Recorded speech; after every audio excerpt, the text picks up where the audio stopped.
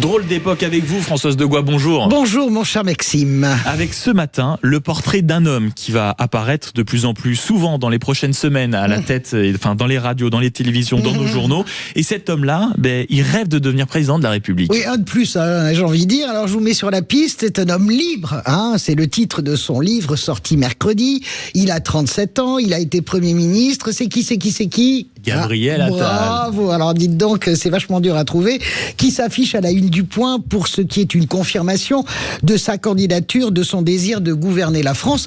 Et d'ailleurs, il le dit, je pense savoir comment il faut présider la France. Alors, Maxime, tout Gabriel Attal est dans cette phrase. Hein. Un aplomb considérable, ma grand-mère aurait dit un culot de commissaire, une arrogance réelle, celle de ceux à qui tout réussit, a priori, sauf la dissolution. Et là, nous avons droit à des confidences émouvantes. Maxime, sortez votre mouchoir. Il raconte le choc, son recueillement dans la chapelle de Souzy-la-Briche, la résidence des premiers ministres, son envie de tout plaquer tel un héros shakespearien dans son soliloque, vous voyez, à la Hamlet, et hop, le ressaisissement, peut-être l'ange Gabriel d'ailleurs, qui lui a soufflé à l'oreille, marche vers ton destin.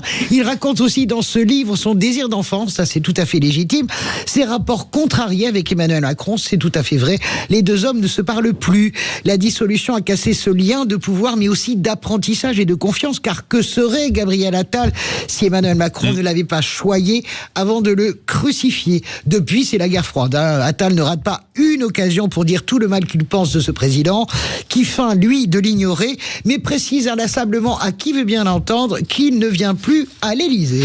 Sachant que beaucoup lui reprochent, en tout cas à ce jeune qui rêve de devenir président de la République, quand même un itinéraire d'enfant gâté. Oui, alors c'est très bien, ouais, c'est tout à fait la limite de Gabriel Attal, mon cher Maxime. Certes, il a été ministre des Comptes publics, puis ministre de l'Éducation nationale. En une loi sur l'interdiction de la baya, il a fait son miel, mais à part ça, moi je ne sais pas ce qu'il a fait à l'Éducation nationale. Et puis Matignon, qu'est-ce qu'on retiendra de lui à Matignon? Sa déclaration de politique générale, et c'est tout à son honneur, où il s'affirme comme homosexuel, Premier ministre, première fois en France, sa jeunesse et son homosexualité, c'est tout à son honneur. Mais à part ça, on retiendra de lui sa discussion, en gros, sur des bottes de paille avec des agriculteurs en colère. C'était d'un ridicule achevé. À part ça, quel bilan de Gabriel Attal et surtout quelle ligne, Maxime, depuis 2 ans, qu'est-ce qu'on voit? On le voit zigzaguer, un coup de barre à droite, un coup de barre à gauche. On sent un président de groupe qui ne tient absolument pas ses troupes. On l'a vu sur le budget, notamment où il a préféré bien souvent fuir le débat. Et puis, le président d'un parti, Renaissance, qui reste encore et toujours une coquille vide.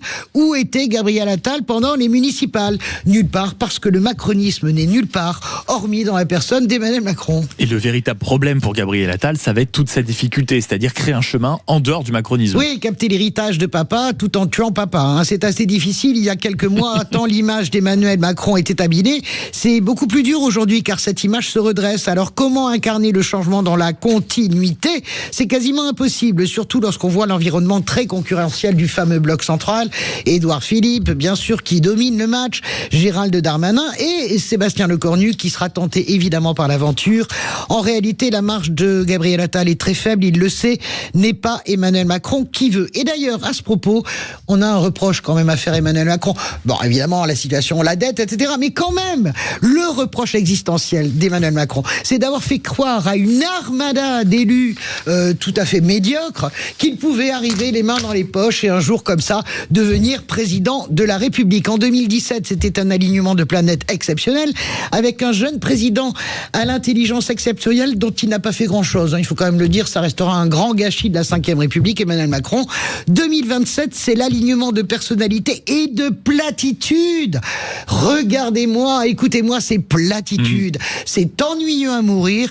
Et en la matière, Gabriel Attal échappe pas du tout à la tapisserie générale. Et au milieu de cette actualité politique folle que vous venez de nous brosser, Françoise Degois, il faut aujourd'hui mettre la presse hebdomadaire sur la table pour s'apercevoir qu'il y a Le Point avec Gabriel Attal et Marianne avec un autre candidat qu'on a déjà connu, François Hollande. Oui, lui il se prépare Différence tout le de temps. ton. En permanence, oui. La préparation permanente. Il y avait la campagne permanente et il y a la préparation permanente. François Hollande qui est le premier secrétaire perpétuel de l'Académie socialiste en plus. Donc bon, qu'est-ce que vous voulez? Donc tout est là dans un instant.